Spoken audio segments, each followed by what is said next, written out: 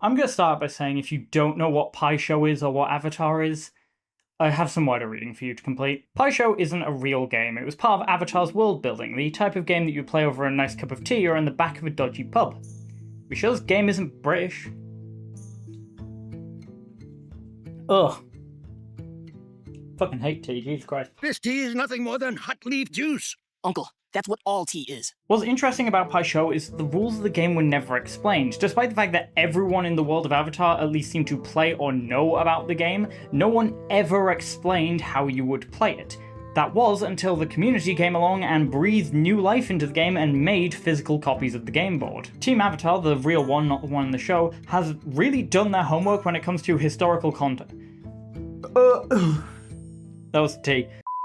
Team Avatar, the real one, not the one in the show, has really done their homework when it comes to historical context, as Pi Show demonstrates that it has a lot of ties to traditional Eastern games. As a side note, if you're interested in checking out the historical context of Avatar as a series, then I highly recommend you check out the channel Ziran J Zhao, which I'm most definitely not pronouncing correctly. So, what is Pi Show, what is it inspired by, and most importantly, how do you play?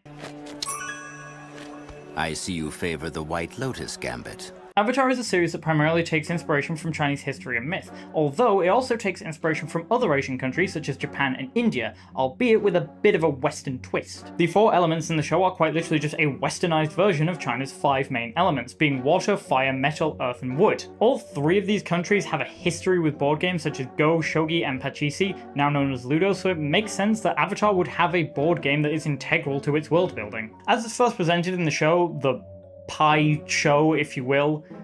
I'm not going to blame you for wanting to click off the video after that one.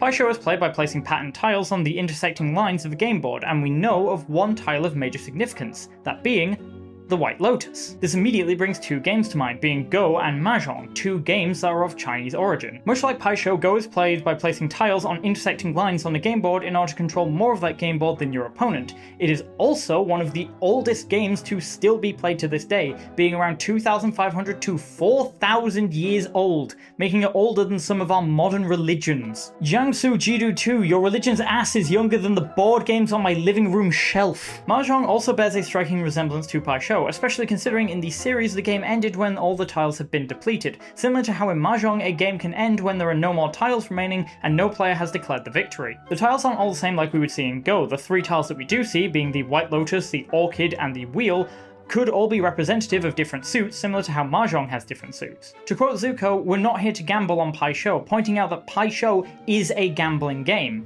On the other hand, Go isn't a gambling game, but Mahjong is. Mainly in Japan, not so much in China. Some lesser influences of Pi Show are the Japanese games of Hanafuda and Shogi, and the Indian game of Chaturanga, also known as chess. Wow, so many of India's games have been westernized. I can't imagine why that is. The only tie that Shogi really has to Pi Show is in the tiles aspect and the fan game aspect, where tiles can take other tiles in order to control more of the board. The potential inspiration from Hanafuda is implied by the fact that the tiles are decorated with flowers and iconography, similar to the cards in Hanafuda. Not to mention that Hanafuda is a game literally designed for secretive gambling. The Chaturanga inspiration is more contextual and less gameplay focused. Pi Show is clearly popular all over the world of Avatar, from the air temples to the Fire Nation to inside the walls of Ba Sing Se. There's no war in Ba Sing Se. It's pretty safe to say that Pi Show has a level of popularity and influence that chess had back in the days when we used to do correspondence chess. Are you by chance a aristocrat with too much free time on your hands and a hankering for playing chess with your overseas buddies? Well, correspondence chess might just be the game for you. Prep your chessboard, send letters to your overseas buddies, and eventually, after many months, one of you is going to get a checkmate.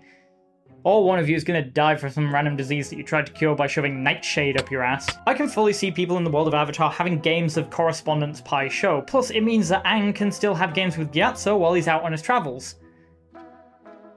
Provided that the Fire Nation... As for the final nail in the coffin behind Pi Show's inspiration, Avatar Legend of Korra takes place around the early 1900s, somewhere in the 1910s and 1920s, and it dates to just 70 years after the Avatar Aang story, which lands us squarely in the mid-1800s, which is exactly when Mahjong was starting to become popular all over China. For the purposes of this video, we'll be focusing entirely on Scud Pi Show. While there are many variations of Pi Show, a lot of them incorporate different tile sets. Scud Pie Show is by far the easiest to get your hands on. In fact, the variation that I have bought is for Scud Pie Show and I didn't even know it. Plus, it is the one that most people will forward you to if you happen to want to learn how to play the game, and it has the most videos on the internet of how to play it. While other variations of Pie Show make use of tiles such as the dragon, bison, koi fish, mole rat, fire, water, earth, and air, Scud Pie Show makes use of 6 basic flower tiles, 4 accent tiles, and 2 special flower tiles. In Scud Pie Show, each player gets access to 3 of each of the basic flower tiles, being the rose, chrysanthemum, rhododendron, jasmine, lily, and white jade, alongside one of each of the special flower tiles, being your white lotus and your orchid, the 2 we saw from the original series. While you do have 8 accent tiles each, 2 copies of 4, you can only bring a total of 4 of them into the game with you, the rest of them are discarded. These tiles consist of the knotweed, boat, rock, and wheel. The rules recommend that when you're starting out you should use one of each of the accent tiles and then start mixing and matching when you have more experience with the game, which is exactly what I did. And to answer our final question, how is Pie Show played? As Iro says, Pie Show can be a slow and methodical game or a fast and aggressive game. It's really just down to how you prefer to play. We start in our garden gates and the guest chooses a basic flower tile to place in the gate in front of them. Then the host does the same with the same tile. The guest then places another flower tile in either remaining gate, followed by the host doing the same in the last remaining gate, though this can be any tile. During your turn you can do one of 2 things, either plant or arrange, which is to say play a new tile into an open gate or move an already existing tile. While it is dependent on your playstyle, usually you're just gonna move a tile. Each tile can move a certain number of spaces. They don't go in squares, but along the cross section of the squares. Rose and jasmine can move 3 spaces, chrysanthemum and lily can move 4 spaces, and rhododendron and white jade can move 5 spaces each turn.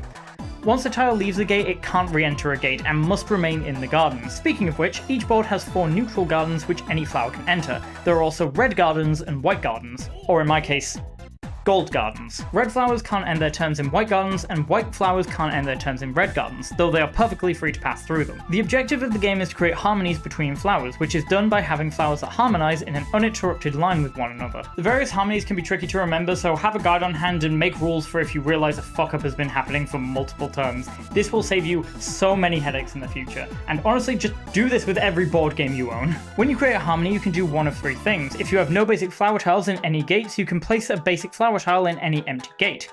You can place a special flower tile in any empty gate, or you can place an accent tile anywhere on the board. We'll talk about them later. On the opposite end, there are clashes. A clash is created when 2 tiles that clash are in an uninterrupted line with each other, but that'll never happen because under no circumstance is a clash allowed to happen. We take our gardening very seriously. The easiest way to remember what clashes is each flower tile only clashes with a flower tile of the opposite color that moves the same number of spaces. So, as an example, a jasmine and a rose can't be in the same uninterrupted line as each other as they both move 3 spaces. If 2 flowers don't clash but also don't harmonize, for example white jade and jasmine, they're just neutral and nothing happens. So what about the special tiles? There are 2, being the white lotus and the orchid. They are incredibly powerful tiles, but ultimately can lose you the game if they're handled wrong. Arrow probably has a quote for that. The lotus tile can only move 2 spaces, however it can harmonize with any basic tile, which includes your opponent's tiles. But don't get any ideas about bouncing the lotus tile around the board and getting a ton of harmony value. When a harmony is created with the lotus and another flower, the person who owns the other flower is the one who gets the harmony bonus. This means your opponent can just as easily harmonize with your lotus tile as you can. The orchid is more complex. It can move up to 6 spaces per turn, and any tile that is within the 8 surrounding zones is stuck there unless the orchid moves away or another tile is moved via an accent tile. And if you control a lotus tile, that's where things get a bit more spicy. The orchid is considered to be wild. This means it can capture any tile but can also be captured by any tile. And I should probably explain that now that I think about it. Tiles which clash aren't entirely useless, as you can use them to capture other tiles and remove them from the board. If I had a rose and you had a jasmine, you would be able to move your jasmine to the same location as my rose, capturing it and removing it from the game. When the orchid is wild, it's able to do this with every basic flower, despite it being neutral with everything. But remember, every flower is also able to capture a wild orchid. I've genuinely played games where my wild orchid has been in a stalemate with my opponent for a full hour. It has gone from gardening to fucking trench warfare. The accent tiles are your main disruptor and biggest way to stop your opponent from winning. The ship, rock, wheel, and knotweed all have different disruptive effects aside from just sitting in an awkward spot on the board. The ship can be placed on any tile. If the tile is a flower, you can move it to any of the 8 surrounding areas as long as it doesn't cause a clash. However, if it's placed on an accent tile, both tiles are removed from the game. The wheel rotates tiles in the 8 surrounding zones clockwise by 1. Both are useful for disrupting harmonies and nudging tiles away from orchids. The rock and knotweed prevent harmonies from being formed at all within their presence. The rock means harmonies can't be formed with any tile vertical or horizontal to it, regardless of if there are any tiles between it and the rock. The knotweed prevents any flower in the surrounding 8 tiles from creating harmonies. All well and good, but how do you win? There are 2 ways that you can play for a win. In a shorter game, the winner is the first person to form a harmony ring around the center of the board without crossing over it.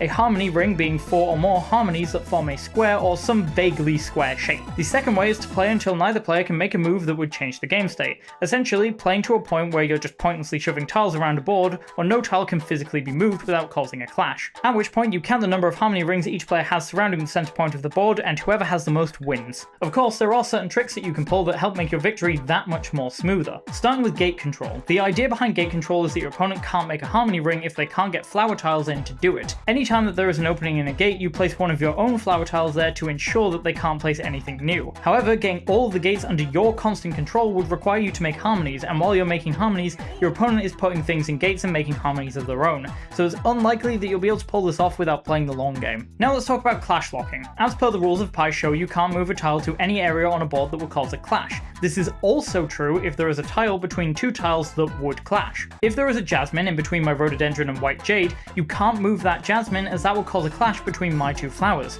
essentially meaning your jasmine is stuck. This is a really clever strategy that can be used to cripple your opponent's movements, and if done right in combination with gate control, it can make the game unplayable for your opponent, netting you an easy win. The final trick I like is garden trapping. Let's say I was about to make a harmony that would win me the game, and you have a white jade that can move to stop it. Only issue is, if you do, my rhododendron will take your white jade and I'll win anyway. So the logical step is to use your white jade to take my rhododendron, except you can't, as my rhododendron is in a red garden, which the white jade can't end its turn in.